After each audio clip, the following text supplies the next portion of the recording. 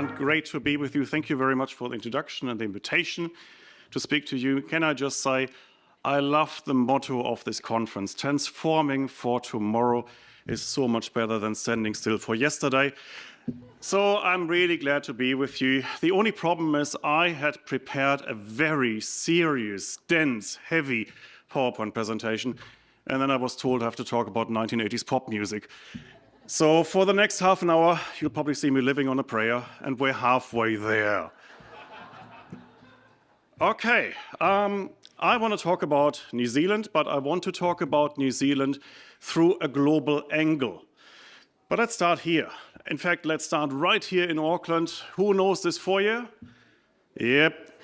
It's one of my favorite office buildings in your wonderful city here. It's, of course, the Vero Center. And when you walk through the foyer of the Vero Center, on the wall, you see all sorts of wonderful quotes about New Zealand. You know, a great land uplifted high. We don't know how lucky we are. All of these wonderful sayings about New Zealand. And of course, it is true, it is a wonderful country. We have stunning scenery. We've got great cities. We've got wonderful beaches, and we've got, of course, friendly people, and you're all here today. But there are some countries that we might still want to learn a thing or two from. And these are countries that are probably the same kind of size as New Zealand, but probably a little bit more economically successful in some cases. And the four countries I want to talk about today are the four countries we visited with our New Zealand initiative over the past few years. We went to Switzerland, to Denmark, to Ireland, and in June this year we went to the Netherlands. And the idea was not to do a business delegation visit where we just connect to other companies, but to really figure out how these other countries tick and what we could learn from them. Why we picked them? Already mentioned, because they are roughly the same size as us. I mean, when you look at Switzerland, I say roughly the same size. They've got 9 million people, so a few more than us. Geographically, they're the size of Canterbury. Denmark is about the same size population-wise. Ireland, the same. Netherlands kind of sticks out, 17.5 million people, but at least geographically also a very small country. And I think it matters because small countries, they tick differently from the large ones. And we think that actually, if we want to be inspired, we should take the inspiration from countries that have something to do with us and something in common with us. Now, I want to demonstrate now in the next few slides actually just how successful these countries are compared to us, and I've prepared 4 graphs for you. You can easily find all of these figures yourself. They are from Our World in Data, which is a fantastic data source. And the first one I want to show you is a video, which shows us actually that in all of these countries, we have seen dramatic reductions in the hours worked over the decades.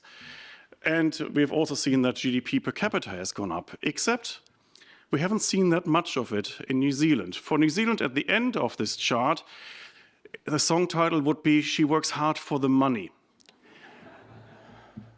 And that's true because we work between 300 and 400 hours more per year compared to these other small nations. And by the way, we also work 300 to 400 hours more compared to some larger nations like the UK. Why is that? Because our productivity is poor. But we don't want to be poor, and so we work harder. We work more hours. We work extra jobs because we don't want to feel poor, even though we're not very productive, so we just work a lot more. So there you've got the first result of our underproductivity. Our underproductivity actually makes us work a lot longer. There's another one that I find really frustrating to watch as a video. This video takes us back to the year 1890. So we've got really good long-term data. And what you see here is, well, 2 things. First, you have a look at the capital intensity. It's the amount of capital invested per hour worked.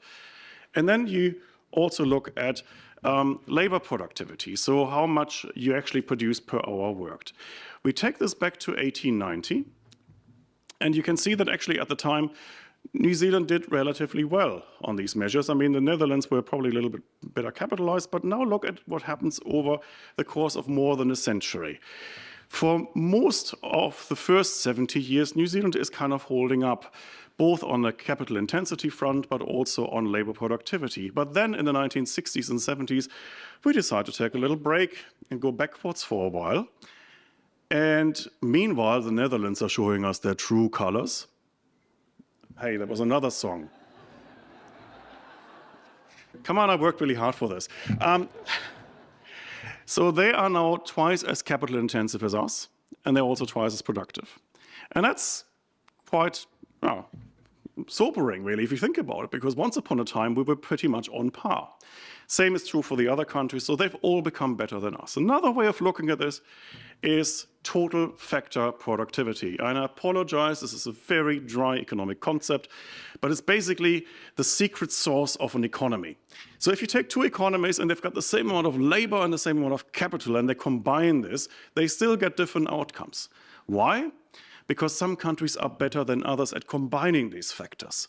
You know, it's the secret sauce of the economy, whether it is better management or better culture or a better work ethic or whatever else it might be, some countries are better than others. So getting this total factor productivity up higher actually allows us to squeeze more out of our given resources. Now, I have to explain this a little bit, the video, because this is not absolute levels. This puts total factor productivity against 2017 levels. And so if I let this run through, you can see that New Zealand already basically reaches its 2017 levels in the 1960s. And then basically it's a story of being stagnant and not improving anymore. The other small economies have much better track records because they are developing. You can see this in their curves because they're going upwards all the time. So they're getting better. Final slide, lacking complexity. So there's another concept in economics called economic complexity. So what that means is actually it's the menu of an economy. So if you have a very simple economy, you basically produce some agricultural products and that's about it. The more complex your economy becomes, the longer the menu gets. And then you can produce everything from very simple agricultural goods to whatever it might be, fusion reactors. Unsurprisingly, the more complex an economy gets, the richer it usually becomes because you have more options. You can combine your factors differently. You can actually get more money for the things you produce. And so higher degrees of economic complexity work for an economy. Now, how have we done on that measure? So on this graph, you can see economic complexity, not in absolute terms, but as a rank. So the higher you're ranked for economic complexity on this one, actually the poorer you are. Because we're looking at a ranking from the most complex to the least complex. So if you're going up higher on this graph, that's not a good story. But if you're going further to the right, that's a good story because it shows us GDP per capita. So now let's once again look at how New Zealand is doing. And you can see that these other four small countries are developing quite nicely. They're becoming more complex. That means they're going down on that slide, but they're also going to the right because they're becoming richer. New Zealand, unfortunately, is basically standing still but going upwards. We are losing in complexity, relatively speaking. So, of course, we are not becoming richer. So that's quite a sobering story. And this leads us to our New Zealand productivity paradox, which has been well known to New Zealand economists for, well, 30 or 40 years. The paradox is this. We have a country with actually not too bad institutions. We have a stable democracy. We operate under the rule of law. We have relatively good governance frameworks. We are not particularly corrupt, I would say. Depends on how you measure it. Who's laughing? Sorry. Are you corrupt? Okay. No, but seriously, we are also usually ranked as number 3 for economic freedom. So actually, we should be doing rather well. But as I just demonstrated to you, we are not. And we have a terrible economic performance, and we've had it for decades. So low GDP per capita compared to these other developed economies, poor labor productivity, poor total factor productivity, low capital intensity, low economic complexity. Pretty dire, really. Not that we're in dire straits. Okay. Now, the question is, of course, how can this be? This is the paradox. On the one hand, institutions, by and large, quite nice, quite good. On the other hand, economic productivity and performance could be better. And this is the paradox. This is the productivity paradox. And the top 3 explanations are, yeah, but it's a small domestic market, doesn't help us. Yeah, but we're very far away from the rest of the world. That's really hard. And then, of course, it's an economy dominated by SMEs, and they are generally perhaps not as productive as the large companies. But is that true? Is any of this true? Well, small domestic market. I mean, this is Auckland in the 1960s, and you know what? It was a very small domestic market back then, and we were richer, relatively speaking. Distance from markets, I mean, last time I checked, New Zealand hasn't moved. I mean, if anything, you could say the world has moved because the world is coming our way. Once upon a time, the hypothetical center of economic gravity on this planet was in the Atlantic, meaning the average economic transaction on the planet happened between America and Europe, because these were the dominant economies of the time. Now we have seen, of course, that the hypothetical center of economic gravity is migrating towards Asia. It's predicted to be somewhere in Tibet by 2050, not that anyone's going to do business in Tibet, but you know what I mean. It's between China and India, and we are getting closer to the action. So in a way, that's not a good explanation. And then dominance of SMEs. I mean, you wouldn't have picked it up, of course, from my accent, but I'm German. You know, Germany is a country that, for a long time at least, was quite successful based on, you know, having loads of SMEs. We call this the Mittelstand. So just because you're an economy with many mid-sized companies doesn't mean that you have to be poor, quite the opposite. And so I've been wondering for a long time now, why can't we be a little bit more successful? And these trips to these other countries have really opened my eyes. Because there we learned a lot about what these countries do, how they're governed, and what they're just generally doing better than us. And once again, we're not doing everything wrong in New Zealand, but there are a few things, I think, where we could learn a thing or two from these other countries. And I want to talk you through them, culminating really on a question, how do we have the right culture for growth? But let's start with the structure of government. This is, of course, Denmark. No, sorry, this is Switzerland. I mean, who's been to Switzerland here? Wonderful. So you know everything about this country. It's a country the size of Canterbury, 9 million people. How many councils does Switzerland have? New Zealand has 78. Any guesses? Hundreds? 2,000. They've got 2,000 councils, and you can actually see this when you zoom in. So let's do that. This is how small-scale Switzerland is. The wonderful thing about Switzerland, 2,000 councils, 26 cantons, is you've got competition happening between them. If you don't like it in your council, you just move 3 kilometers down the road and you get a different council. And you know what? You get a different tax rate too, because they have their individual income taxes. About 40% of Swiss income taxes go to councils, 40% go to the cantons, only 20% go to the center. And it enables competition, because every council wants you as a taxpayer. It is not quite like that in New Zealand. I'll give you an example. I mean, I live in Wellington for my sins.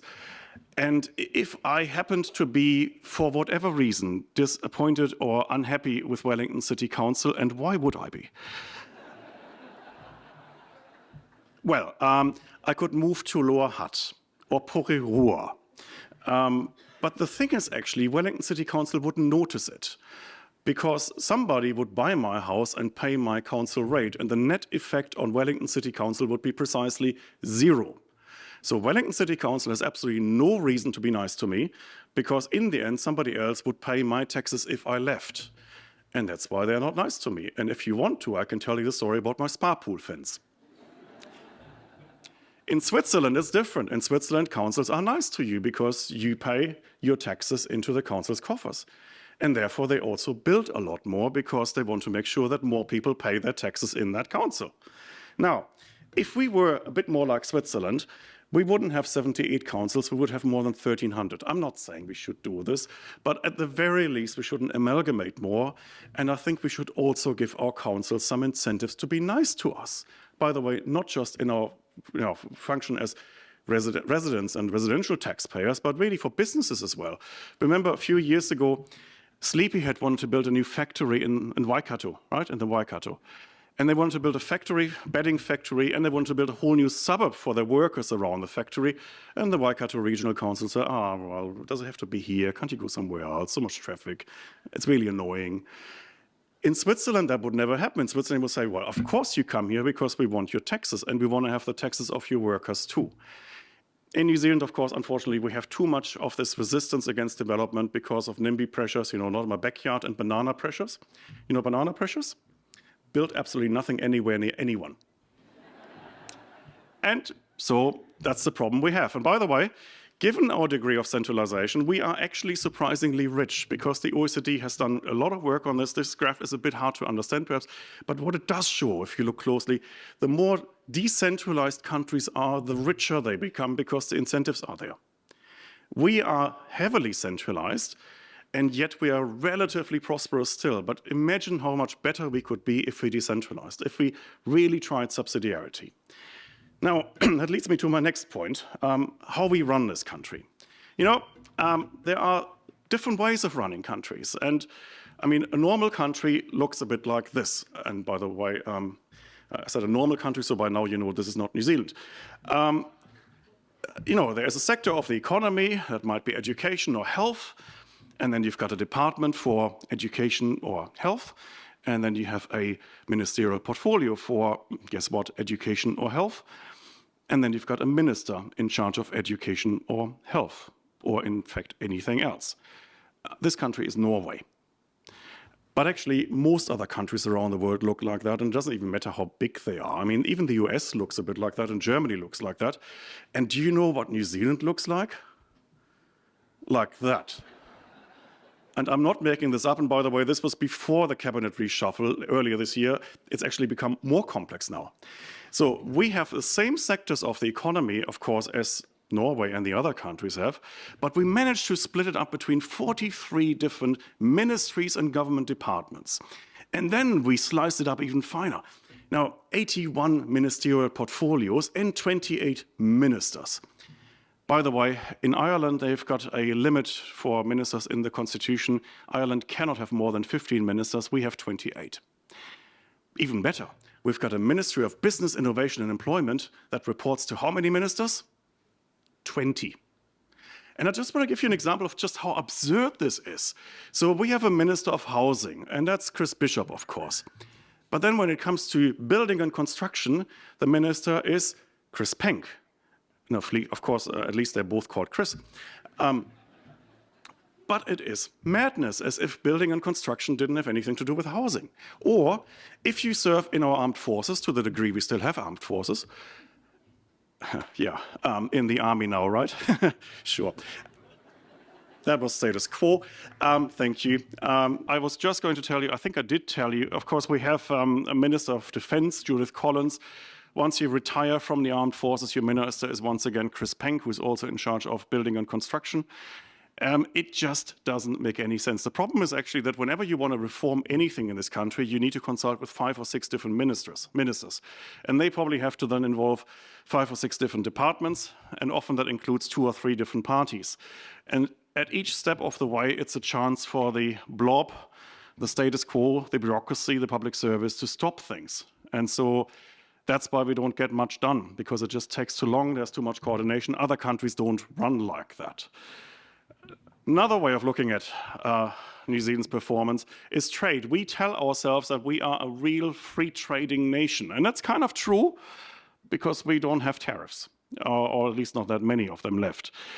Doesn't mean that we're trading, actually. So when you look here, you can see actually how much of our GDP is traded, and it's just over half of GDP. Now, there are countries that trade less than us, for example, the US, even before Donald Trump. And that's because they've got a massive domestic market. And so they don't have to trade much with the world because they've got themselves. But for smaller economies like us, or like Switzerland or Denmark or the Netherlands, we should be trading a lot more, and the other countries that we visited, they do. So we are not connected as much to the world as we think we are. The same is true for foreign capital. So when you look at the stock of foreign direct investment as a percentage of GDP, so basically how much is invested in this economy from overseas, you can see that actually we're not doing as well as the other small developed nations, and that's because we have made it really hard for foreigners to come here and invest their money. Our Overseas Investment Act actually states in the preamble that international investors should regard it as a privilege to be allowed into New Zealand, whereas most other countries, either they don't even have such legislation, or they basically roll out the red carpet in the preamble and say, we want you here and you're welcome. So we've got a bit of a problem there. Next one, land use planning. We know that our housing market is crazy. And you can see this actually when you look at house prices, and these are real house prices going back to 1970. So house prices already adjusted for the general level of inflation. And you can see that house prices over this period have gone up massively, whereas in countries like Germany or Switzerland, they barely moved. So there are countries around the world where house prices basically go up with a normal level of inflation, just not New Zealand. And as a reminder, this is why 91 cents of every dollar of government spending and of every dollar of tax go through Wellington. And I mentioned that earlier already when I talked about Switzerland. The thing here is really, if you are a city in New Zealand, like Auckland, where you know that you have to provide housing for a few more 100,000 people over the next decades, why would you still want to do this? Because there's nothing in it for you. You know, means you have to build the roads, you have to lay the pipes, you have to provide the water, you have to then build some community infrastructure, some libraries, some parks, swimming pools. And by the end of it, once these people arrive in your city, once the houses are built, all the GST generated from that, all the income taxes generated from that, all the corporate taxes generated from that, disappear to Wellington. And so Wellington gets the upsides of development, all the money, whereas, of course, on the ground, local councils have to pay money to make it happen, and then they have to deal with the NIMBYs and with the bananas, and now you know what bananas are. Next problem then, education. I could talk a lot about school education, but I rather want to highlight something else we picked up on our travel, and that is in Switzerland. In Switzerland, they have among Europe's best universities, and guess how many school leavers actually go to university in Switzerland as a percentage? Any guesses? It's 20%. Only 20% of Swiss school leavers go to university and study. The rest go into trades. They do something they call a dual education pathway, which means they get some extra schooling and they get some on-the-job training. And it is a wonderfully flexible pathway, because afterwards, if that works for you, you can still study if you want to, but you can also go into a trade and earn decent money. Whereas in New Zealand, of course, we have for a long time thought the best path for everyone is to go to university and do a bachelor in French medieval literature, because that's obviously quite useful in medieval France. The problem here is actually we are not delivering the kind of education that our kids really need, that would really get them ahead in life, apart from the fact that our universities are not working particularly well either, except everybody gets an A at the end of it. And by the way, I'm not making this up. We recently published a report where we documented that during COVID at the University of Auckland, 48% of graduates got an A or an A+. So we've got a bit of a problem. We should learn from these countries that actually organize their education systems better. And I think Switzerland is the standout there when it comes to vocational training. Now, final reflection on infrastructure. When we visited these countries, we came across fantastic examples of infrastructure. I got 3 examples for you here. We've got the Gotthard Base Tunnel. That is the world's deepest and longest high-speed railway tunnel. It's more than 50 kilometers long. It's 2,000 meters under the Swiss Alps, and the trains are going through at more than 200 kilometers an hour. That was delivered on budget, ahead of schedule. The second picture is the Öresund Bridge that connects Copenhagen in Denmark to Malmö in Sweden. It's part of a tunnel underwater and a bridge. It's a miracle of engineering. And of course, they delivered this in the most efficient way. And on the right, this is what we visited just about a couple of months ago in the Netherlands. This structure is 4 times the amount of steel of the Eiffel Tower, and it's there to protect the city of Rotterdam from being flooded. It was built in the mid-1990s, and guess how many times they've used it? Once. But that one time it saved Rotterdam from drowning. And so they thought it was a good idea.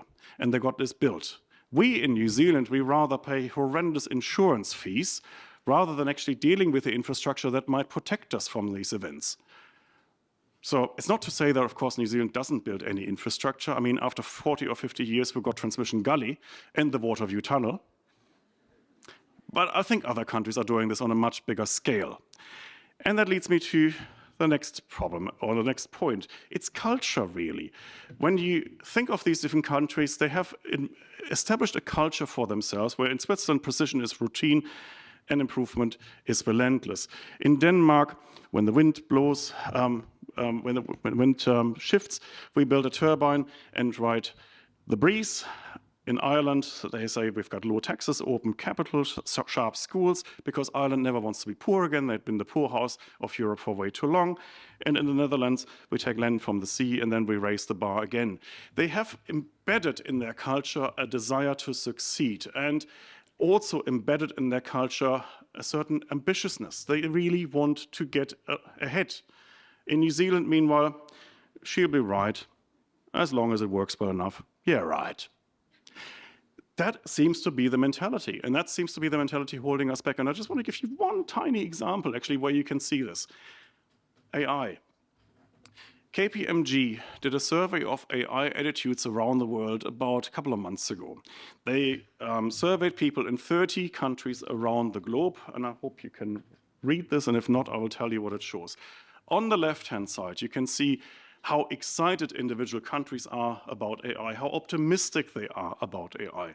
At the bottom of the list, we have New Zealand, and even further below us, in the last place, Australia at least. We really are not excited about AI. We are quite skeptical. It's probably not going to do much for us. At the top of the list on the left, we have countries like Nigeria, Turkey, Egypt. They see this as their opportunity to leapfrog us, because it is not too expensive to just use AI and install a ChatGPT on your computer. They want to use it. They are hungry. We are a bit complacent. On the right side, though, the same people were asked, and should it be regulated? And surprise, surprise, New Zealand is near the top when it comes to countries demanding for AI regulation. So we're not really that excited. We don't know much about it. We don't use it. But let's regulate the bloody thing. And that seems to be the national mentality. And if I wanted to sum up the mentality, I mean, these guys look a bit like Christopher and Nicola. But basically, you know, it's a kind of a decent car, except without wheels. It's a bit of a problem. And so in sum, and I don't have a 1980s title for you, unfortunately, we have a bit of a problem here. We have a country based on decent foundations, getting a lot of things right, but on some crucial elements of public policy and our institutional framework, we could be doing so much better. And I think we need to really desperately learn the lessons of other countries. We should actually travel the world in search of better ideas. And then I think we won't back down. Then we just keep going. And then hopefully we will show our true colors. Thank you very much.